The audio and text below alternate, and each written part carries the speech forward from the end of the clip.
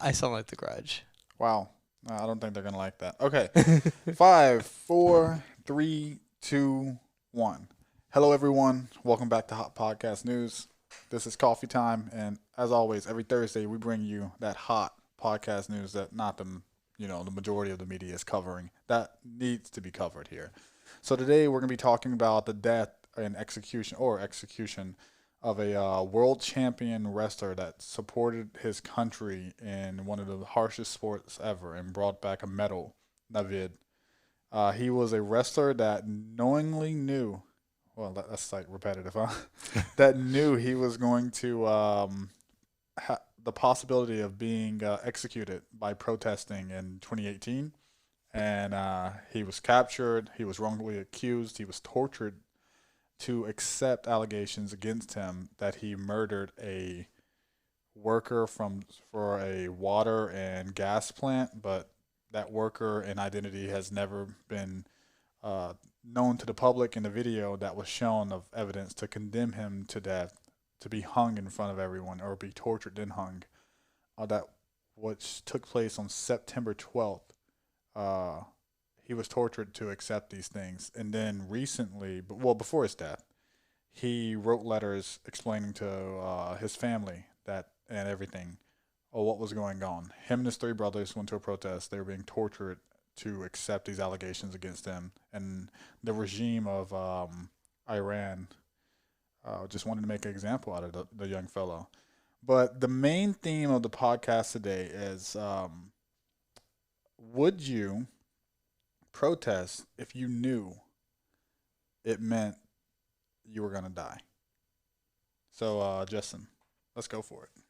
Yeah, I mean, nowadays we don't really think about that question because a lot of people are just protesting either just to protest or, of course, for different causes. But, we don't really have to worry about that here in the U.S. We have the freedoms to, protest, to petition, all that stuff. And it is weird that we do take that for granted because there are other countries where if you speak out against a country, you will be killed like on the spot. Yeah. So, there's definitely causes worth dying over and, worth actually like protesting about, actual freedoms that we hold true, like, our freedom to express ourselves, our freedom to say whatever we want without being censored.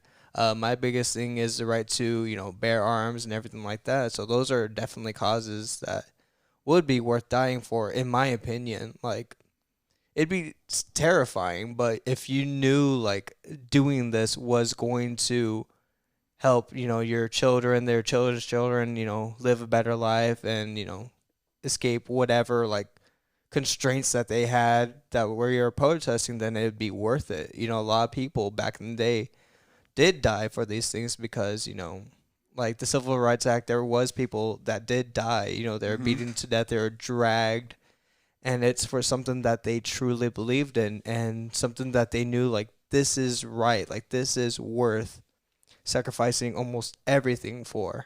Yeah, and obviously Naved had that same drive. But I want to read a tweet from the great Teddy Atlas. He's a Mm-hmm. boxing phenomenon and amazing coach. But he said this. He said, "I hate politics, but I love life. Today, a good man was executed for peacefully protesting in Tehran. God, I wish he was born here instead." Hashtag Navid.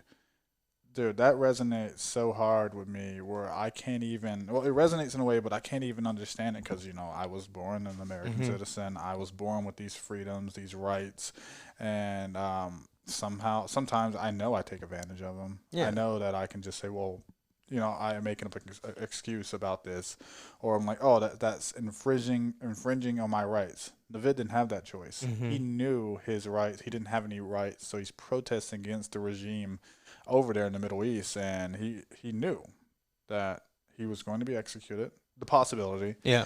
I didn't think he knew about the torture for 2 years Yeah. of them waterboarding him, breaking fingers, torturing his brothers, showing him what they're doing to his brothers, just for him to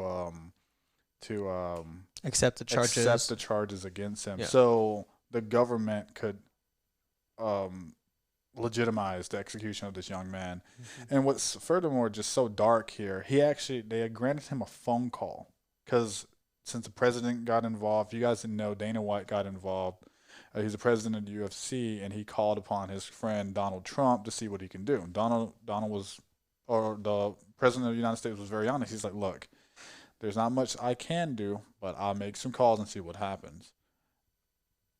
Like when I was telling you about this, I told you that, dude, he's dead. Mhm. We know that. We know that he's dead and everything like that. But the fact that we could try to help him, I had a little hope because he's a wrestler. I'm a big wrestling fan. I was a wrestler, so I had hope that something would go down. But I knew what was gonna happen here. Yeah. And yeah, it's just crazy. Oh yeah, what was let me finish my statement. Yeah, they granted him a phone call to his parents, and I will link the tweet with the phone call available. It's very dark because he has hope.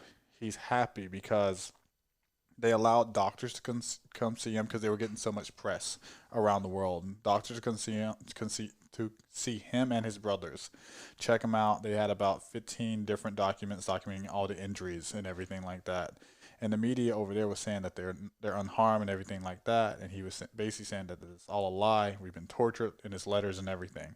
And he's like, yeah, I will see you soon. They're taking us somewhere we don't know. And the next day, they torture him and kill him without his parents knowing. Yeah. And it's just like, it makes me feel weird to say this in such a dark time because what happened to him. But I am so proud to be an American, man. Yeah, for sure. And a lot of people, I get that there's things wrong with our country. Like, there's always room for improvement because if you think about it, we're still a very young country, like a lot of other things existed before the United States existed. So we're still, learning. We're still learning from our mistakes and everything like that. But the thing is, like, when people are like, oh, well, we hate this, I'm like, that's your freedom to do that. Like, you don't understand, like, how privileged you are to be able to say that and you don't get killed right on the spot. Yeah. And it's crazy. And, Donald Trump, of course, he was against, what was happening over there, but he knew like there isn't anything I can really do without creating some type of conflict because he's doing the peace treaties with the UAE and the Middle East and all those things. So he has to make sure those things go good because it's gonna help us in the long run. Yeah, the bigger picture and things Yeah, like that, right? he had to think of the bigger picture, and it's a sad fact of life. Like not everyone gets to have the privileges that we have. That's why, America is such a great country because, we came together and like, look, we need to come together and say, this is our rights. We need to be able to do these things in order to not go into chaos, in order to function properly, in order to create a perfect union. And, we take advantage of it every day. And you just got to like look at these stories and be like, man, like it has to humble you, Yeah, I think. 100%. It definitely humbles me when I'm just like fuck California for doing all this bullshit. Mm-hmm. Fuck the governor for approving this. Yeah, I just get so frustrated with them.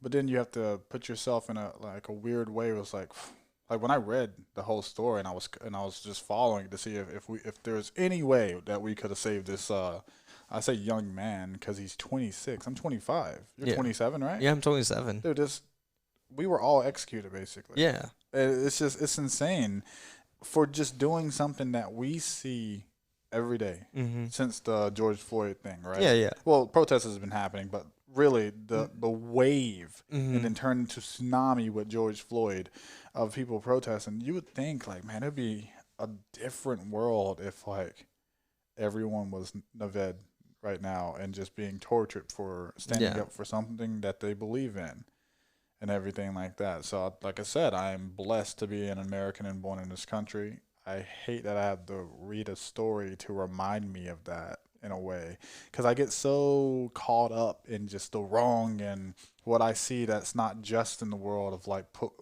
what's all wrong with our country with police brutality of all races Mm-hmm. and everything, not just black, all races, just police brutality, and then like the weird people that say defund the police, and then like the weird pedophilia acts and all this other stuff. How we're taxed like crazy in California. How Texas is a great state. You know, I had to throw that in for Texas. Yeah. But it's all a negative thing, and then boom, you read the story about something happened in the Middle East. I'm like, whoa, dude, I better just eat my cake, man. Yeah. Like, I have it great. I have it great. Yeah, for sure. And, like, I really haven't seen the story too much. Like, I haven't seen it shared. I haven't seen any celebrity, like, say his name. Like, this is a person that really faced an injustice. Yeah. Like, it's like there's no narrative being like, oh, well, no, like, he was a person that was protesting against this regime and paid the ultimate price for it. But I'm not seeing any celebrity like, oh, let's do this, let's do that. Like, and that's how like, they're so focused on the coattails of everything else that they don't really focus on the real things that are happening. And I think, like, when we do these podcasts, when we talk about it, we're talking to the people that don't hear the story. We're talking to them and, like, letting them realize, like, there's something a lot bigger than what's happening with us right now. Yeah. But I would like to say I'm glad that I'm American. I've said it multiple times during this podcast, but that's what resonates with me. That's what I feel every time I read this story. 'Cause I'm like, man, I can imagine like his mind state to have like there's things I would die for sure. I know that there is. If I was faced with that outcome or with that obstacle in the way, or I was like, this is going to result in the death of me. There's a few things that I definitely would die for. But damn, dude, it's scary to think that way. Yeah, it is. Like, it's so scary. And that's the sad fact that some of these people that don't unfortunately live here, like, they have to face those things every day. Like, if I do this, it's probably going to cost me my life because I'm going against something. So, I am grateful, to live in this country. I'm glad, like, there's ways to have people that live in those countries come here too, so they could escape that, so they could live true freedom. And, it's an amazing thing that we get to do that. Well, man, with that, I think we're going to end this hot podcast news. Hopefully you guys read up on this this tragedy that happened on September 12th. It's it really puts you in a place of just appreciating that we're in the United States and everything. And answer the question, would you protest if you knew it would result in your death, your execution? There's some things that I would definitely protest for that would result in that, but I'm glad that I have the freedom to speak, and that's not the end result. Yeah, for sure. Any last things? I mean, just be grateful for what you have. I mean, of course, support these people. Like, if you see things like this, please spread them, make it known that this stuff does exist in the world. It's not just, in movies or whatever. And really just humble yourself, read this story, and really reflect on, like, what's really worth fighting for and everything like that too. For sure. We'll come back on Monday.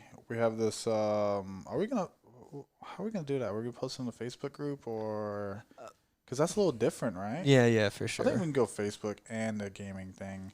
We're gonna try like gaming and podcasting at the same time. Yeah, because Mondays are a little bit more laid back, a little bit more fun. So we're gonna try entertaining y'all, and we'll see y'all then. Damn it, dude! You got your coffee. I didn't get mine. Like always. I made it for you too. I know, dude. Here we go. I'll end it here. Like always on Coffee Time. Every good podcast starts with a sip of coffee, and you are what you listen to. Look at you. Get out of here.